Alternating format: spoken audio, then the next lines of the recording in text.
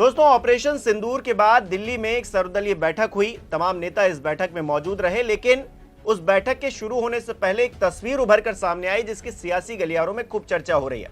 इस तस्वीर में ऐसा क्या है कि प्रधानमंत्री नरेंद्र मोदी और अमित शाह तक संकेत जा रहा है, संदेश जा रहा है, मैं आपको बताऊंगा। नमस्कार, मेरा नाम हिमांशु मिश्रा है, आप देख रहे हैं 4 PM न्यूज नेटवर्क।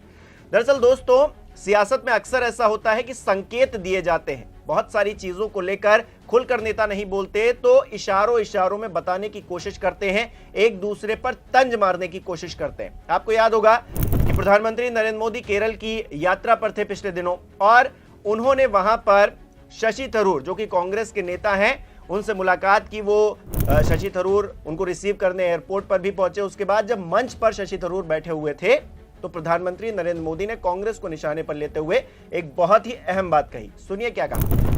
हमारे मुख्यमंत्री जी से भी मैं कहना चाहूंगा, आप तो इंडिया अलायंस के बहुत बड़े मजबूत पिलर है। यहां शशि थरूर भी बैठे हैं, और आज का ये इवेंट कई लोगों की नींद हराम कर देगा। तो मोदी जी कह रहे हैं ये इवेंट कई लोगों की नींद उड़ा देगा, यानी कि प्रधानमंत्री नरेंद्र मोदी साफ तौर से कांग्रेस पार्टी को, उसके शीर्ष नेतृत्व को ये बताने, ये जतलाने की कोशिश कर रहे हैं कि देखिए, शशि थरूर जैसे नेता हमारे साथ बैठे हुए हैं। उसके बाद कई दिन गुजर गए हैं, अब एक तस्वीर उभरकर दिल्ली से सामने आई है। केरल वाली कहानी की अपोजिट ये तस्वीर अपने आप में कई संकेत देने की कोशिश कर रही है, संदेश देने की कोशिश कर रही है। इस तस्वीर में क्या है?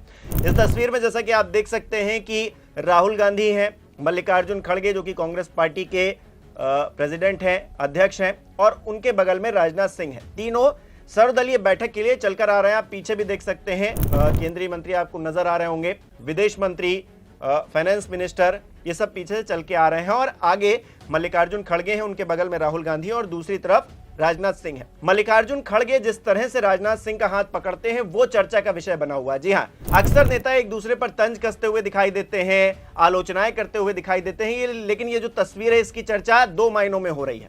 एक मायना इस तस्वीर का यह है कि देखिए किस तरह से पहलगाम की जो घटना हुई, उसके बाद ऑपरेशन सिंदूर हुआ, तो पूरा देश एकजुट हो गया है, सत्ता विपक्ष हर कोई एक साथ खड़ा हुआ है। दूसरा संदेश दोस्तों ये है कि केरल में प्रधानमंत्री नरेंद्र मोदी ने शशि थरूर को अपने साथ बताया, तो अब मल्लिकार्जुन खड़गे हाथों में हाथ डालकर राजनाथ सिंह को यह बताने की कोशिश कर रहे हैं कि आपके नेता भी हमारे साथ हैं, हम उनके साथ भी हमारी बन रही है।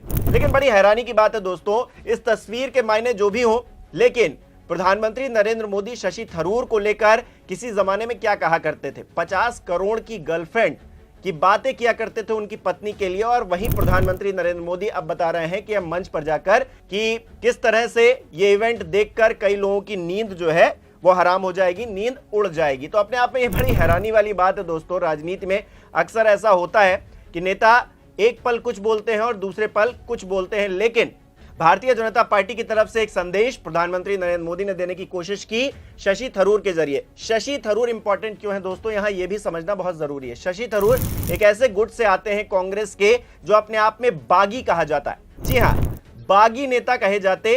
जो उन्होंने गुट बनाया उसका नाम रखा था G23, हालांकि उसको बाद में खत्म कर दिया गया। ये गुट कहीं ना कहीं कांग्रेस की जो नीतियां हैं उन पर सहमत नहीं था, और ये गुट अपनी ही पार्टी में एक बगावत के सुर बुलंद कर रहा था। इस गुट में कपिल सिब्बल जैसे नेता, गुलाम नबी आजाद जैसे नेता, मनीष तिवारी, आनंद शर्मा, शशि थरूर भी इसी का हिस्सा थे, जितिन प्रसाद, योगानंद शास्त्री। आप जानते ही हैं कि कपिल सिब्बल ने पार्टी छोड़ दी, गुलाम नबी आजाद ने पार्टी छोड़ दी, जितिन प्रसाद ने, योगानंद शास्त्री ने पार्टी छोड़ दी। तो इस तरह से तमाम नेता इस गुट में थे, जिसमें से शशि थरूर कहा जाए तो सबसे बड़े नेता जो अब पार्टी में बचे हुए हैं, उनका ही सबसे बड़ा फेस है। और उनको लेकर लगातार ये कयासबाजी होती रही है, पिछले दिनों भी होती रही है कि शशि थरूर कहीं भारतीय जनता पार्टी का दामन तो थामने नहीं जा रहे हैं। जिस तरह से भारतीय जनता पार्टी साउथ में अपना वर्चस्व बढ़ाने की कोशिश कर रही है, साउथ में अपनी पैठ बढ़ाने की कोशिश कर रही है, उस बीच शशि थरूर जो कि केरला कि तिरुवनंतपुरम सीट से सांसद हैं, वहां पर अगर भारतीय जनता पार्टी पेनिट्रेट करने में कामयाब हो जाती है तो एक बहुत बड़ी जीत होगी भारतीय जनता पार्टी के लिए। पहले भी तमाम आर्टिकल इसको लेकर छप चुके हैं और हर कोई जानता है कि शशि थरूर इस मायने में भारतीय जनता पार्टी के लिए कितने खास है। और इसी के मद्देनजर एक तंज कसने की कोशिश भी प्रधानमंत्री नरेंद्र मोदी ने की उस तस्वीर के जरिए, जिसमें उन्होंने कहा कि देखिए किस तरह से ये तस्वीर देखकर कई लोगों की नींद उड़ जाएगी, हराम हो जाएगी। एक बार फिर से उनके बयान को सुन लीजिए। हमारे मुख्यमंत्री जी से भी मैं कहना चाहूंगा, आप तो इंडी अलायंस के बहुत बड़े मजबूत पिलर है। यहां शशि थरूर भी बैठे हैं और आज का ये इवेंट कई लोगों की नींद हराम कर देगा। हालांकि शशि थरूर जो कि एक बहुत ही पढ़े लिखे, बहुत ही मतलब उनको वेल एजुकेटेड नेता कहा जाएगा, यूएन तक में उनकी पैठ रही है और तमाम बहुत मतलब एक जाने माने नेता, उनकी इंग्लिश तो बहुत ही फेमस है ही।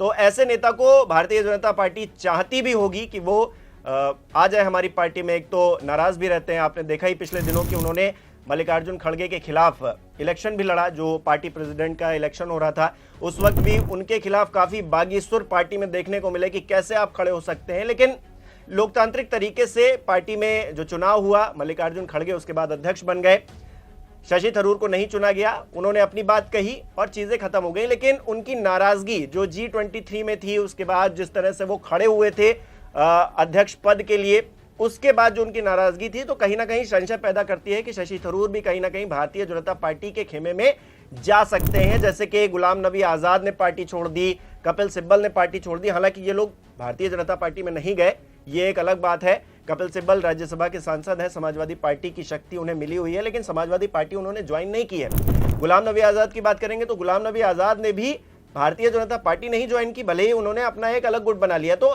तमाम तरह की परिस्थितियां हैं, लेकिन भारतीय जनता पार्टी यही कोशिश कर रही है कि कांग्रेस पार्टी को उकसाया जाए इस मामले को लेकर, शशि थरूर के मामले को लेकर। लेकिन दूसरी तरफ जो तस्वीर उभर कर सामने आई है दोस्तों, दिल्ली से, वहां पर खड़गे साहब ने राजनाथ सिंह का हाथ पकड़ लिया। राजनाथ सिंह भी ऐसे नेता हैं जो प्रधानमंत्री नरेंद्र मोदी और गृहमंत्री अमित शाह के बहुत ज्यादा क्लोज नहीं कहे जाते हैं, उनकी नीतियों का वो बहुत ज्यादा सपोर्ट नहीं करते हैं। हालांकि उनको पद मिला हुआ है, आप जानते हैं कि इससे पहले कार्यकाल में वो गृहमंत्री भी रहे, तो ऐसे में उनको अब रक्षा मंत्री बनाया गया है, गृहमंत्री अमित शाह बन गए हैं। तो बहुत ज्यादा क्लोज हों ऐसा नहीं है राजनाथ सिंह। वो पुराने जो नेता अटल आडवाणी, इन सब के बहुत ज्यादा क्लोज हुआ करते थे, और वो सारे जो नेता हैं वो प्रधानमंत्री नरेंद्र मोदी और अमित शाह की नीतियों से बहुत ज्यादा वाकिफ हों, उस तरह से संबंध रखते हों, उनको बहुत सही कहते हो, ऐसा है नहीं। तो आरएसएस की भी एक तरह से दूरी आपने पिछले दिनों देखी, नाराजगी देखी। तो ऐसे में राजनाथ सिंह का इधर खड़गे का हाथ पकड़ना और दूसरी तरफ शशि थरूर का एक मंच पर होना प्रधानमंत्री नरेंद्र मोदी के साथ, और प्रधानमंत्री का यह कहना कि बहुत सारे लोगों की नींद उड़ जाएगी, अपने आप में सवाल यह खड़ा कर रहा है कि आखिरकार नींद किसकी उड़ने वाली है। दोनों तरफ से सियासी तौर पर संदेश और संकेत देने की कोशिश की जा रही है कि देखिए आपके नेता हमारी पहुंच में है। ऐसे में अब देखिए आगे आने वाले समय में क्या होता है। हालांकि ये बड़े नेता हैं, शशि थरूर की बात कीजिए, राजनाथ सिंह की बात कीजिए, ये कोई भी फैसला लेंगे तो बहुत ज्यादा राजनीति प्रभावित होगी दोनों ही पार्टियों की। तो ऐसे में देखने वाली बात होगी आगे क्या परिस्थिति बनती है। लेकिन केरल में एक संदेश देने की कोशिश की गई, 72 घंटे बाद एक संदेश दिल्ली से भी निकलकर सामने आया। आप इसे किस तरह से इन दोनों तस्वीरों को देखते हैं, हमें कमेंट करके जरूर बताइए। बहुत बहुत धन्यवाद।